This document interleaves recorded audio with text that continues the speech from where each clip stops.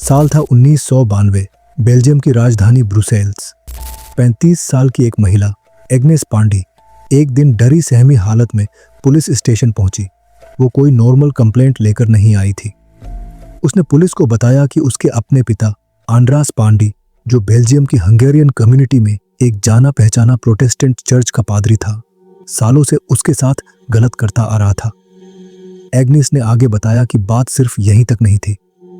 1980 के आखिरी सालों से लेकर 1990 की शुरुआत तक उसके परिवार के 6 लोग एक एक करके अचानक गायब हो गए थे। उसके पिता की दूसरी पत्नी एडिथ फिंटर और उसकी सौतेली बहन आंड्रिया पांडी करीब 1986 या 1988 के आसपास लापता हो गई थी।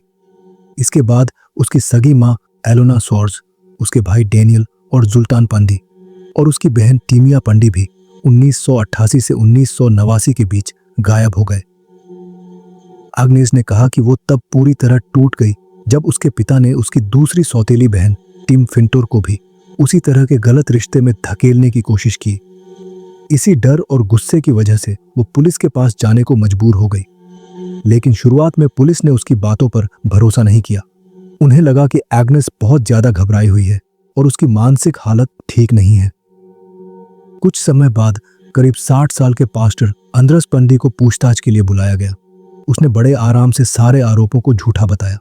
उसने कहा कि उसकी दूसरी पत्नी एडिथ फिंटर और बेटी एंड्रिया उसे छोड़कर जर्मनी चली गई थी। उसने ये भी दावा किया कि उसने उनकी मिसिंग रिपोर्ट दी थी, लेकिन उस पर कभी ठीक से जांच नहीं हुई। जहां तक उसकी पहली पत्नी इलोना सोर्स और उसके बेटों डानियल और जुल्तान की बात थी, उसने कहा कि वो लोग हंगरी वापस चले गए थे। अपनी बात सही साबित करने के लिए उसने कुछ तस्वीरें और चिट्ठियां भी दिखाईं। फिर पांडी ने पूरा इल्जाम एग्नेस पर ही डाल दिया। उसने कहा कि एग्नेस मानसिक रूप से ठीक नहीं है और जलन की वजह से झूठी कहानी बना रही है। पुलिस ने उसकी बात मान ली और एग्नेस के बयान को भरोसे के लायक नहीं माना गया। पुलिस ने उसकी बात को नजरअंदाज कर दिया, लेकिन हकीकत क्या थी? क्या एग्नेस सच बोल रही थी या उसका पिता सही था? और इस परिवार के पीछे कौन से ऐसे अंधेरे सच छुपे थे जो अब धीरे धीरे सामने आने वाले थे?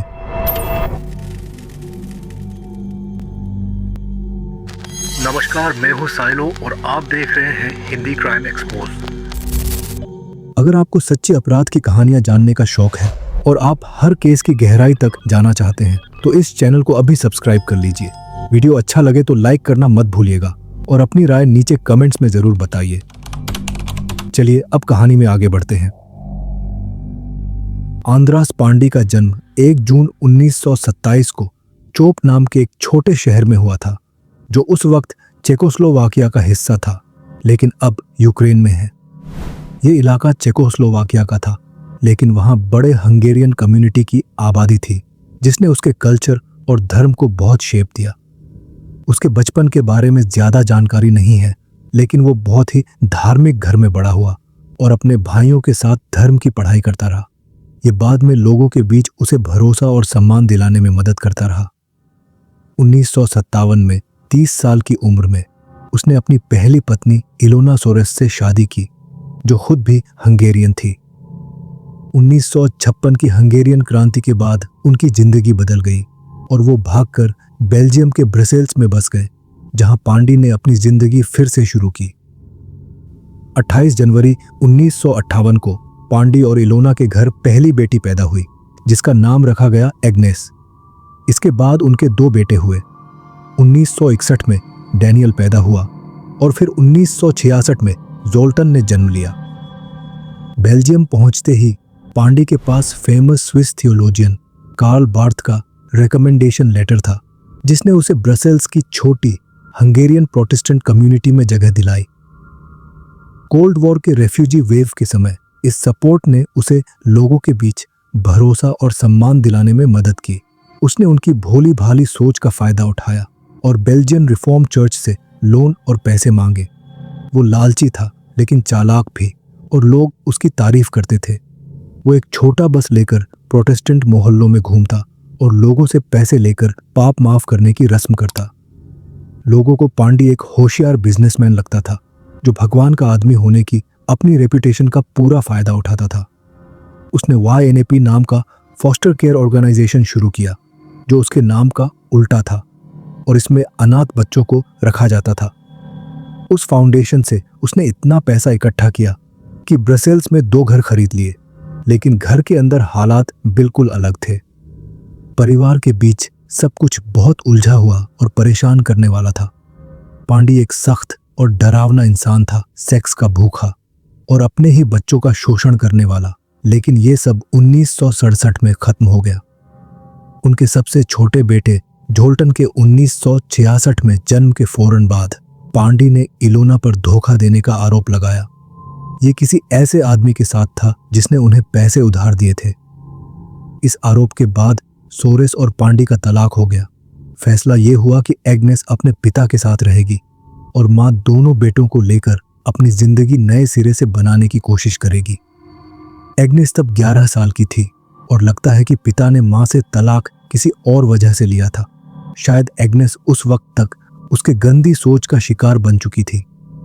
जब एग्नेस 13 साल की हुई तब उसके पिता ने उसके साथ गलत काम करना शुरू कर दिया। वो खुद को उसका गुलाम बताती थी। हंगरी में बार बार जाने के बाद उसने यूरोपियन हनीमून नाम से हंगेरियन अखबारों में डेटिंग के ऐड छापना शुरू किया ताकि सीधी सादी औरतों को फंसा सके। एडिथ फिंटोर नाम की एक शादीशुदा औरत थी जिसके पहले की शादियों से 3 बच्चे थे। उसने पांडी के एक ऐड का जवाब दिया। पांडी ने उसे बहकाने की कोशिश की कि उसके साथ भाग चलो, और सच में वो औरत अपने पति को छोड़कर पांडी के पीछे पीछे बेल्जियम चली गई। इतना ही नहीं, उस औरत ने पांडी से शादी भी कर ली और 2 बच्चे भी पैदा किए। लेकिन पांडी को जब भी मौका मिलता वो कभी पीछे नहीं हटता। जैसे कोई शिकारी बच्चियों का शोषण करने वाला होता है, वैसा ही वो अपनी सौतेली बेटी और अपनी बेटी के साथ रिश्तों को छुपा कर रखता था। लेकिन एक रात उसने अपनी सौतेली बेटी टिमिया का बलात्कार कर दिया और उसे प्रेग्नेंट बना दिया। लेकिन जब टिमिया ने यह बात अपने परिवार वालों को बताई तो किसी ने उस पर यकीन ही नहीं किया। सबने उसकी बात को सीधे नकार दिया। उनका कहना था कि ऐसा कुछ हो ही नहीं सकता। उन्होंने उल्टा ये मान लिया कि टिमिया ने खुद ही पांडी का स्पर्म लगा हुआ तौलिया इस्तेमाल किया होगा और उसी वजह से वो प्रेग्नेंट हुई होगी। परिवार सच्चाई मानने के लिए बिल्कुल तैयार नहीं था। उनके लिए सच से आंखें बंद करना आसान था, लेकिन टिमिया की बात पर भरोसा करना नहीं। फिर इसके फौरन बाद उसे पांडी की सबसे बड़ी बेटी एग्नेस के घर भेज दिया गया। उस वक्त एग्नेस पूरी तरह अपने पिता के कब्जे में आ चुकी थी और उसने टिमिया को मारने की कोशिश भी की। उसे रोका गया और उस घटना के बाद टिमिया को अस्पताल में भर्ती कराया गया। और फिर जब उसने बलात्कार और मारने की कोशिश की शिकायत की तो उसकी बातों को नजरअंदाज कर दिया गया। 1986 में उसने एक बेटे को जन्म दिया और किसी तरह कनाडा भागने में कामयाब हो गई। परिवार की अकेली सदस्य जो भाग निकली, उसे सब खुशकिस्मत मानते थे। फिर उसने अपनी मां से कहा कि पांडी उसके बेटे का पिता है और वो उसके साथ रहते हुए शोषण का शिकार हुई थी। पांडी और उसकी दूसरी पत्नी के बीच जोरदार झगड़े के बाद वो गायब हो गई, साथ में अपनी पहली बेटी को लेकर। बहुत से लोग सोचने लगे और मुश्किल सवाल पूछने लगे, जिनके जवाब में पांडी बस इतना कहता कि एडिथ किसी दूसरे आदमी के साथ जर्मनी चली गई। और फिर 1988 में उसकी पूर्व पत्नी एलोना और उसके बेटे गायब हो गए। इस बार उसने कहा कि वो फ्रांस चले गए और बाद में कहा कि साउथ अमेरिका। ब्रसेल्स की यूनाइटेड प्रोटेस्टेंट चर्च में पांडी के सहकर्मी Dutch minister Andries den Brouwer को पांडी के घर में हो रहे भयानक कांड और पुलिस की अनदेखी के बारे में जब उन्हें पता चला तो उन्होंने इसकी शिकायत करते हुए बेल्जियन मिनिस्ट्री ऑफ जस्टिस और क्वीन फबियोला को पत्र लिखा, लेकिन कोई जवाब नहीं मिला। इस बीच पांडी पुलिस की जांच को धोखा देने में कामयाब रहा। उसने झूठी गवाही और फर्जी एविडेंस दिखाकर कहा कि उसके परिवार वाले बस बेल्जियम से कहीं और चले गए। 1990 में एग्नेस को उसके बच्चों के साथ छुट्टी पर भेजने के बाद उसके 2 और बच्चे गायब हो गए। पांडी का दावा था कि वो उनसे तंग आ चुका था और इसीलिए उन्हें घर से बाहर निकाल दिया। पांडी पर बढ़ते शक को देखकर हंगेरियन पुलिस ने जांच को थोड़ा गंभीरता से लेना शुरू किया। इसी बीच वो नियमित रूप से अपनी हंगरी वाली समर होम पर जाता था, जो डेन्यूब नदी के पास थी, जहां लापता औरतों की संख्या बढ़ती जा रही थी। शहर की 2 बहनें पांडे के ऑफर को मान गईं कि उसके साथ ब्रुसेल्स चले, उम्मीद में कि वो उसकी बीवी बनेगी। लेकिन वो ब्रुसेल्स वाले घर में बंद कर दी गईं और उन्हें जबरदस्ती खाना बनाना और सफाई करनी पड़ी। फिर भी पांडे उनकी रिक्वेस्ट पर झुक गया जब उन्होंने शादी का प्रस्ताव रखा और उन्हें वापस हंगरी भेज दिया। हालांकि पांडे ने कहा कि वो जिंदा हैं, हंगरी में कहीं रह रही हैं, लेकिन उनमें से कोई भी जो उसके पास से गई कभी दोबारा नहीं दिखी। 1992 में एग्नेस पांडे बेल्जियम के एक पुलिस स्टेशन पहुंची।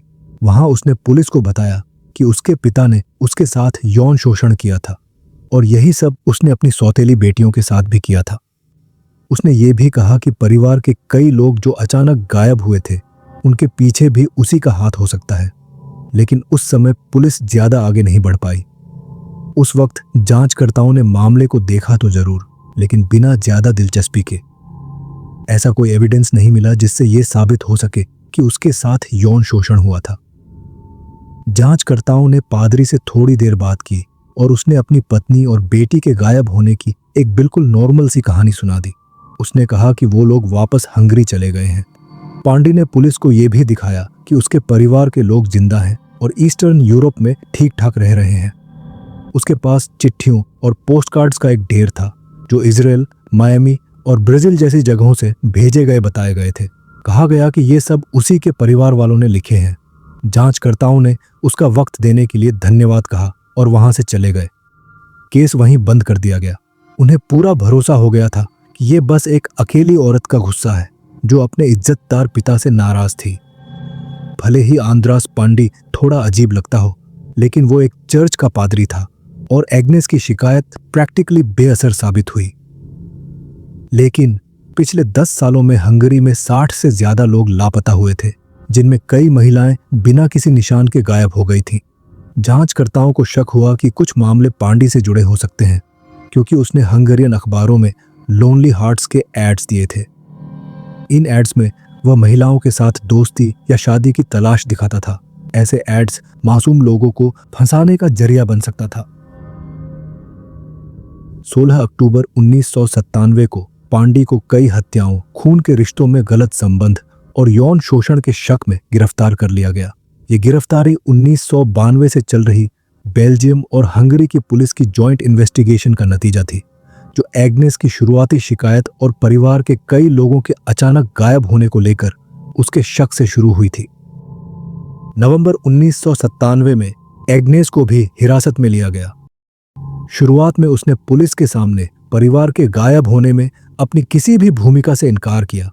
उस वक्त ब्रुसेल्स जुडिशियल पुलिस की क्रिमिनल यूनिट के सीनियर प्रोसिक्यूटर फ्रांसवा मासुआ उससे लगातार पूछताछ कर रहे थे और इतनी देर तक गोल गोल बात सुनते हुए उनका सब्र भी धीरे धीरे जवाब देने लगा। घंटों से वो लगभग हमदर्दी दिखाते हुए एग्नेस पांडे की बिखरी हुई बातें सुन रहे थे, लेकिन उनके मन में बार बार ये ख्याल आ रहा था कि कुछ न कुछ ठीक नहीं है। एग्नेस ने एक बेल्जियन अखबार से कहा था कि उसे ये सोचकर शर्म आती है कि उसका पिता इतिहास के सबसे बुरे सीरियल किलर्स में से एक निकल सकता है। फिर भी उसकी कहानी में बहुत सी बातें अधूरी लग रही थी। करीब आधे घंटे बाद एग्नेस थोड़ा आगे झुकी और बहुत धीमी आवाज में मासुआ से बोली, अब मैं आपको बताती हूं कि हमने 5 लोगों को कैसे मारा। इसके बाद जो उसने बताया वो किसी भी इंसान की कल्पना से कहीं ज्यादा डरावना था। मर्डर, रेप और बेहद गंदी हरकतों से भरी एक खौफनाक कहानी। एग्नेस ने बताया कि कैसे उसका पिता, जो बाहर से पढ़ा लिखा और चर्च से जुड़ा हुआ आदमी लगता था, उसे सिर्फ 13 साल की उम्र में बहका लिया और फिर 10 साल से भी ज्यादा वक्त तक उसके साथ गलत काम करता रहा। उसके पास बचने का कोई रास्ता नहीं था। उसकी अपनी इच्छा जैसे पूरी तरह उसके बाप के कंट्रोल में चली गई थी। जब एग्नेस की बात खत्म हुई तो उसने अपने पिता के साथ साथ खुद को भी 5 हत्याओं में शामिल बताया। ये सब उसी के परिवार के लोग थे। एग्नेस के मुताबिक अगस्त 1986 में एंड्रास पांडे ने अपनी दूसरी पत्नी एडिथ फिंटर और उसके 3 बच्चों की हत्या कर दी थी। बाद में इन बच्चों की पहचान डैनियल, जोल्टन और एंड्रिया के रूप में हुई। एग्नेस ने यह भी माना कि 20 मार्च 1988 को एक तेज बहस के बाद उसने खुद अपनी मां इलोना सोरेस और अपने भाई डैनियल को गोली मार दी थी। हालांकि एग्नेस ने यह कबूल किया कि वो अपने पिता के साथ लगभग सभी अपराधों में शामिल थी, लेकिन एक ऐसा मामला था जिसमें उसका कोई रोल नहीं था। यह मामला उसकी सौतेली बहन टुंडे के गायब होने का था, जो 1990 में लापता हुई थी। एग्नेस का कहना था कि इस घटना में वो शामिल नहीं थी। एग्नेस के मुताबिक जिन लोगों की जान गई उनमें से 3 को सिर में गोली मारकर और बाकी लोगों को हथौड़े से पीट पीट कर मारा गया था। ये सारी घटनाएं 1986 से 1988 के बीच हुई थी। फिर उन्होंने लाशों के टुकड़े किए और उन्हें प्लास्टिक के बैग्स में भर दिया। कुछ को पास के कसाई खाना में फेंक दिया गया और कुछ को एसिड वाले क्लीनर से भरे टब में डाल दिया गया। वो केमिकल ऐसा था जो पहले मांस को हड्डियों से अलग कर देता था और बाद में हड्डियों को भी पिघला देता था। इसमें से बहुत सी बातें बेल्जियम की पुलिस के लिए साबित करना मुश्किल था, लेकिन पांडी के घर से मिली चीजें जैसे शरीर के अंग और उसकी बेटी का बयान, ये सब ये दिखाने के लिए काफी थे कि एंड्रास पांडी एक खतरनाक अपराधी था जो पादरी के चेहरे के पीछे छिपा था। एग्नेस ने कबूल किया कि उसने अपने पिता के साथ मिलकर अपने 2 भाइयों और पिता की दूसरी पत्नी को मारने में हिस्सा लिया। फिर भी उसका अकेला जुर्म अपनी मां को मारना था। एग्नेस ने बताया कि वो और पांडी टीमिया को ढूंढकर मारने और उसके बेटे को अपने साथ लाने के इरादे से कनाडा भी गए थे, लेकिन वहां वो अपने मकसद में सफल नहीं हो पाए। पांडी ने सभी आरोपों से इनकार किया, लेकिन एग्नेस की गवाही से इतना एविडेंस मिला कि उसे सजा देना मुमकिन था। उसकी गिरफ्तारी के बाद जिस बिल्डिंग में वो रहता था वहां कुछ मरम्मत का काम हुआ। जब मजदूर बेसमेंट में खुदाई कर रहे थे तब उन्हें कुछ अजीब सा मिला। मिट्टी के अंदर से हड्डियां और दांत निकले जो साफ तौर पर इंसानी लग रहे थे। ये देखकर मजदूर डर गए और फौरन पुलिस को खबर दी गई। पुलिस मौके पर पहुंची और यहीं से पूरी इन्वेस्टिगेशन ने एक नया मोड़ ले लिया।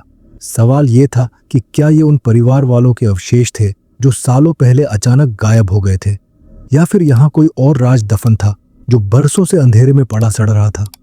जांच आगे बढ़ी तो इन्वेस्टिगेटर्स ने पांडी के 3 घरों को खंगालना शुरू किया। ब्रुसेल्स के वो पुराने मकान जिन्हें एक एक करके तहस नहस कर दिया गया। हर कोना, हर दीवार, हर फर्श को तोड़ा गया। वहां से जो मिला वो किसी को भी हिला देने के लिए काफी था। शरीर के टुकड़े, जगह जगह खून के छींटे और केमिकल के खाली डिब्बे। सब कुछ चुपचाप चीख रहा था कि इन घरों के अंदर कुछ बहुत गंदा और डरावना हुआ था। लेकिन जब डीएनए टेस्ट की रिपोर्ट आई तो पूरी कहानी और भी उलझ गई। वो अवशेष पांडी के परिवार के किसी भी सदस्य के नहीं थे। तो फिर सवाल और भी बड़ा हो गया, ये हड्डियां और शरीर के टुकड़े आखिर किसके थे? और इसी बीच बहुत से लोगों का मानना था कि पांडी यहीं नहीं रुका था। कहा जाता है कि उसने कम से कम और 13 लोगों को अपना शिकार बनाया था। समय गुजरता गया और आखिरकार 2001 में इस केस की सुनवाई शुरू हुई। अदालत में पांडी ने खुद को बिल्कुल बेगुनाह बताया।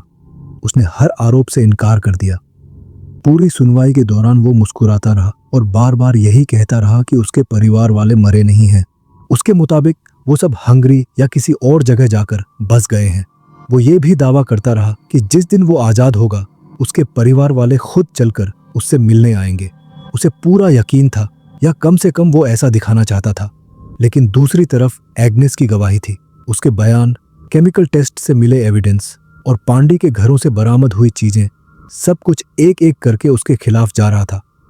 हर सबूत यही बता रहा था कि सच्चाई कुछ और ही थी। जजों को साफ लगने लगा कि ये आदमी सिर्फ बाहर से एक पादरी था, अंदर से वो कुछ और ही था। एक ऐसा इंसान जिसने अपनी ही बेटियों का शोषण किया और धीरे धीरे पूरे परिवार को खत्म करता चला गया।